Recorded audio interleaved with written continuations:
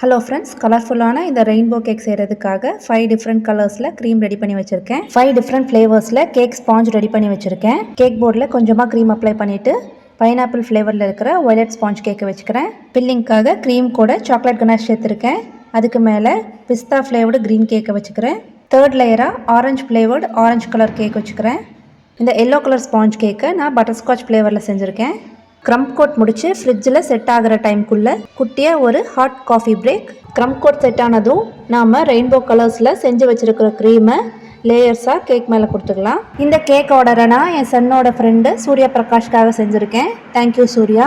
க்ரீமை ஈவன் பண்ணிவிட்டு நம்ம செஞ்சு வச்சுருக்கிற ஒயிட் கலர் சாக்லேட் கனாஷை ட்ரிப்பிங்ஸாக கொடுத்துக்கிறேன். டாப்பிங்காக ரஷ்யன் நாசல்ஸ் யூஸ் பண்ணி மல்டி கலரில் ரோசஸ் கொடுத்துக்கிறேன். டெக்கரேட்டிவாக ரோசஸ்க்கு நடுவில் செரிஸ் வச்சுக்கலாம்.